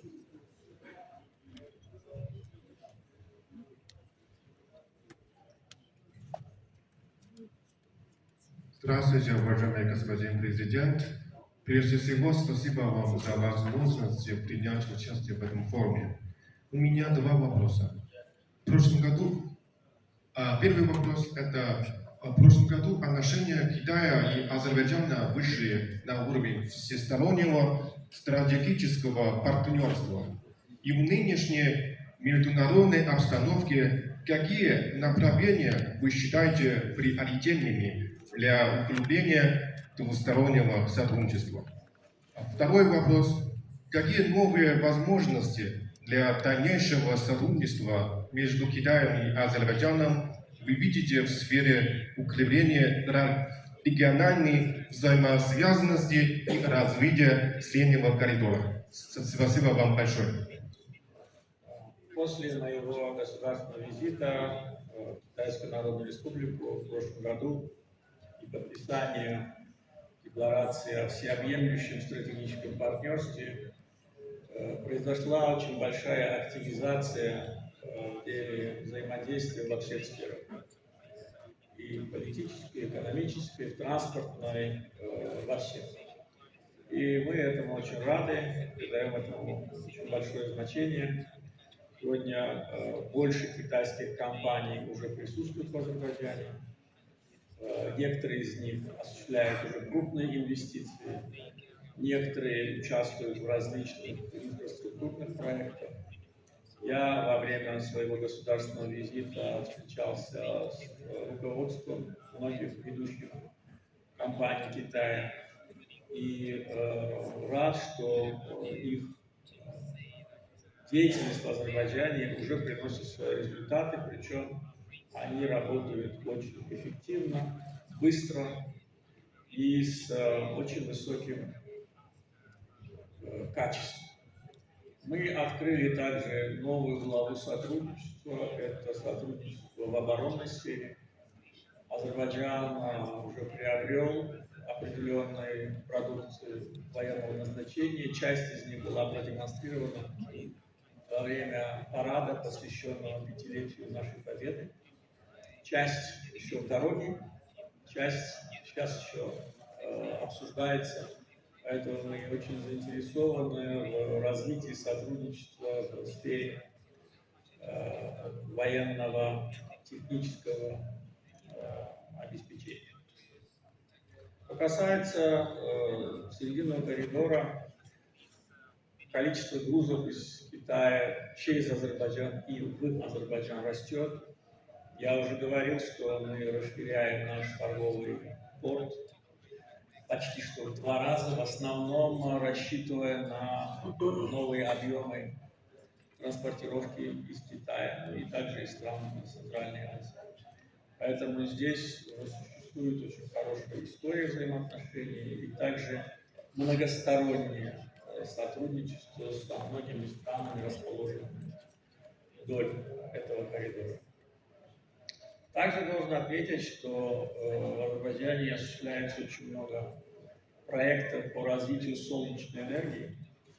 И несмотря на то, что китайские компании только недавно начали инвестировать в эту сферу, но все солнечные панели, которые установлены в Азербайджане в рамках контрактов с некитайскими компаниями, имеют китайское происхождение. То есть любую солнечную панель, которую вы увидите в Азербайджане, независимо от того, какая компания являлась инвестором, является китайским производством. И в данном случае ни одной другой стране с китайскими производителями по цене и качеству соперничать не получается. И, наверное, не случайно, что сейчас осуществляется один крупный инвестиционный проект китайской компании по строительству завода солнечных панелей в Азербайджане, который также будет и работать и на экспорт. Одним из последних важных событий двустороннего сотрудничества назвал бы также совместное производство электрических автобусов компании BYD, которые сейчас можно увидеть в городе. У нас два цвета автобусов. Электрический зеленого цвета, традиционный красного цвета. Вот чем больше будет зеленых автобусов, тем лучше. Поэтому очень много проектов, мы очень рады тому, как развиваются отношения. И также рады, что принятие политических решений на уровне руководства до реализации конкретных проектов проходит очень короткое время. В данном случае это очень выгодно отличает китайские компании от многих других. С некоторыми приходится вести переговоры многие месяцы, если не годы, а потом и процесс создания производства затягивается. В данном случае все идет четко по расписанию, так что и я, и все государственные службы, которые сопряжены с сотрудничеством с китайскими компаниями, очень довольны. Спасибо. Thank you so much. Another brilliant question there.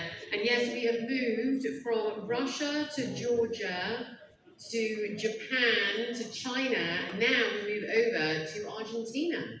So we're delighted to have Cecilia Degel Innocenti, who is the foreign editor of Perfil Argentina.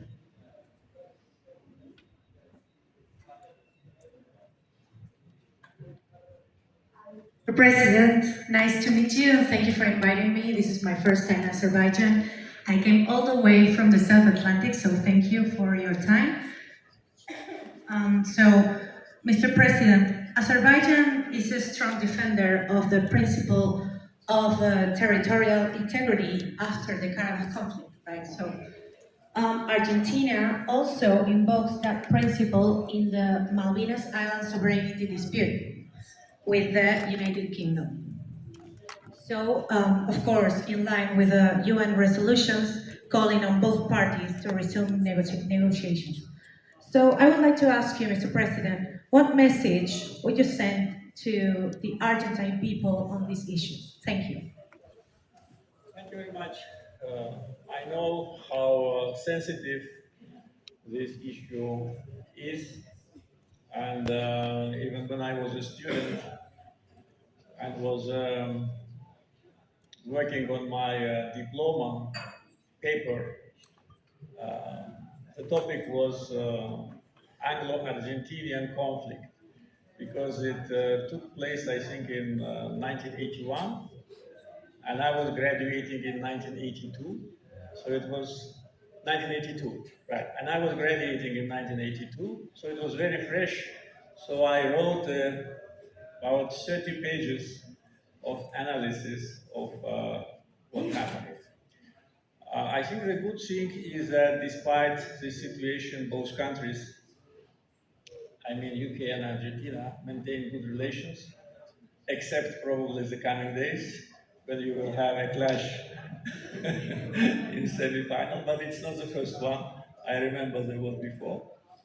And I think it's good to address this issue in the spirit of good faith in negotiations, and of course in line with international law norms and the relevant United Nations Security Council or General Assembly resolutions to address the fundamental issues of territorial integrity of any country. As you mentioned, Azerbaijan is a strong defender of this principle. It was definitely driven by the fact that our territorial integrity was violated.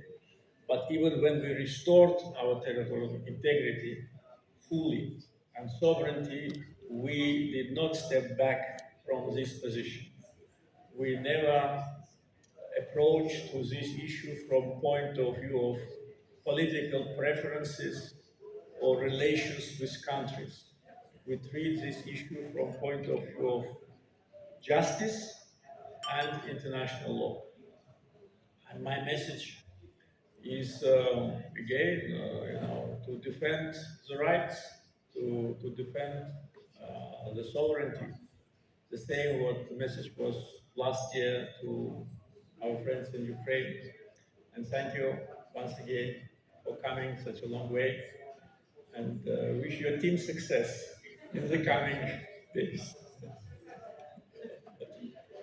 Okay, right, we now move over from Argentina over to Pakistan. We have Adil Shazade, who's the head of Pakistan TV, with us here today.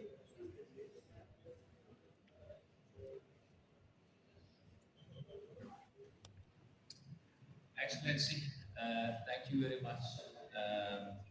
As we have a saying now in Pakistan that in Azerbaijan, if someone doesn't smile, you say you are from Pakistan. So you see a big smile on their face. So from bonding to brotherhood, we stood by each other, and we will always, of course, now the people-to-people connection have massively enhanced, and credit goes to you and your team, especially led by His Excellency Hikmat Hajiov.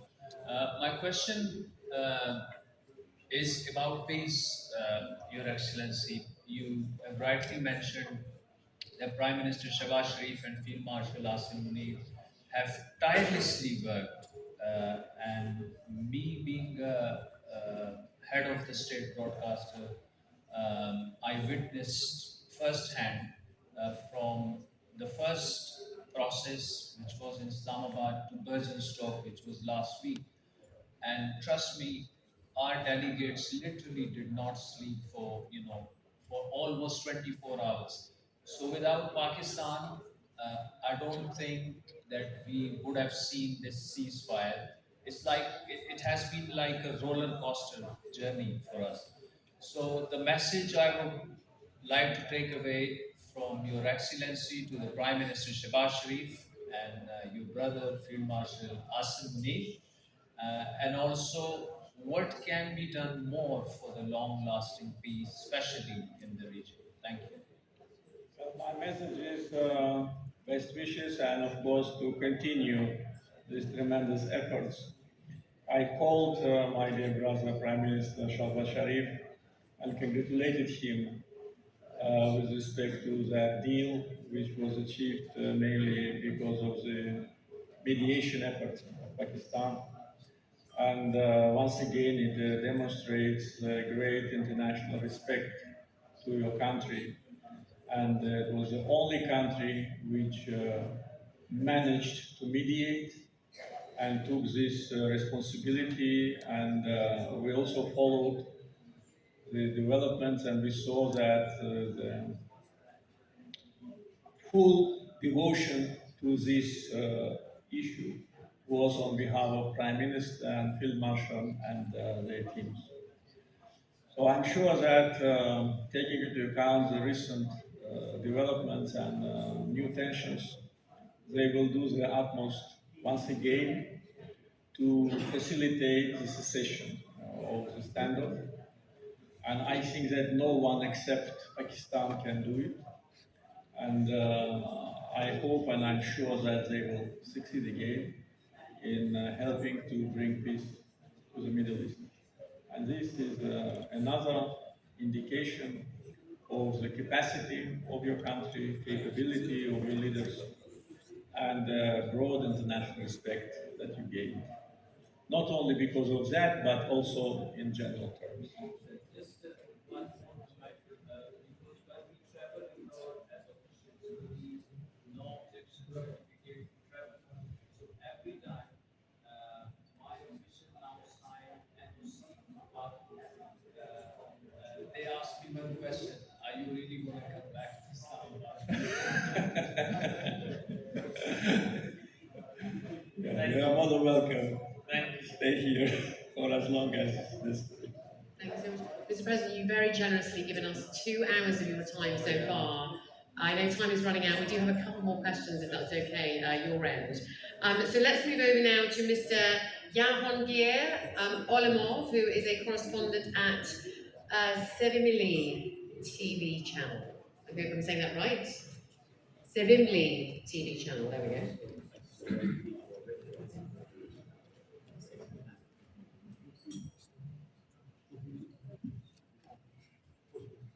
Assalamu alaikum, muhterem prezident. Sualımı Azerbaycan dilinde demeye çalışacağım. Muhterem prezident, ben Karabağ'da bundan 4 yıl avval olmuştum. O vaxt bu ülkenin yeniden kurulması işleri suratla aparılırdı. Bugün Karabağ'a, bütün Azerbaycan'ın ve Kafkas'ın medeni merkezi olan Shusha şehrine yeniden gelerek büyük değişikliklere şahit olup sizin siyasi iradeniz ve büyük Azerbaycan halkının zahmetiyle bu güzel şehir, bu güzel Karabağ yeniden öz tarihi mevkiini barpa eder. Bununla sizi tebrik etmeye icazet verirsiniz. Şimdi sualıma geçsem, son yıllar arasında Özbekistan ile Azerbaycan arasındaki münasebetler çok yüksek seviyeye çarpmıştır. Bu ise bütün Merkezi Asya ile Kafkas arasındaki münasebetlere güçlü dinamika varmıştır. Sözlerin parlak tasdigi Azerbaycan'ın Merkezi Asya liderlerinin meşvarat görüşleri formatında koşulmasıdır. Bugün hatta beynelhalk siyasi ekspertler Merkezi Asya plus Azerbaycan formatını Büyük Merkezi Asya adlandırırlar. Siz regionlarımızın bu yakınlaşmasını neçe kıymetlendirirsiniz ve Özbekistan prezidentinin bu prosesteki rolunu neçe görürsünüz? Teşekkür ederim. Teşekkür ederim. Özbekistan-Azerbaycan əlaqələrinin təməlində bizim dostluq, qardaşlıq münasibətləri dayanır və hörmətli Prezident Şəfqət Miramonovla bizim şəxsi dostluğumuz bu münasibətləri daha yüksək səviyyə qaldırıbdır. Ama bildirməliyəm ki, Qarabağın bərpasında bizə birinci yardım edən məhz Özbəkistan Prezidenti olmuşdur. Füzuli şəhərində Mirza Ulugbəy adına gözəl, böyük məktəb inşa edilmişdir və Şəfqət Miramonovla birlikdə biz o məktəbin açılışını qeyd etmişdik. Ondan sonra digər qardaş dövlətlər bizə hədiyyələr getmişdilər. Amma birinci yardım məhz Özbəkistandan gəlir. Hər dəfə Özbəkistanda olanda bir də əmin oluram ki, nə qədər bizim xalqlarımız bir-birinə yaxındır, bir-birinə bağlıdır. Yazılı sözləri görəndə heç bir tərcüməyə ehtiyac yoxdur. Dillərimiz də çox bir-birinə bənzəyir. Təbii ki, tələffuzda bir qədər fərq var, amma prinsipcə hər şey anlaşılır. Çox böyük tarixi əlaqələrimiz bizim sərmayəlidir. Və ümid edirəm ki, yaxın gələcəkdə bizdə müjdə verəcəklər, xoş xəbər verəcəklər. Çünki bugün enerji təhlükəsizliyi məsələləri, xüsusilə qaz təchizatı bir çox ölkələr üçün önəmlidir. Və ümid edirəm ki, Üsküp yatağındakı kəşfiyyat işləri yaxşı nəticə ilə başa çatacaq. O ki qaldı Azərbaycan Mərkəzi Asiya formatına, burada da Prezident... Токсично, как в прошлом году, что не вызваться. Я почти уверен в этом, что-то не произойдет. Вы знаете, я участник 4-го. Для тех, кто, может быть, и не знает Михаила Гусмана, это достойный сын азербайджанского народа, как он сказал, был в командировке. Что касается рисков политического характера, то они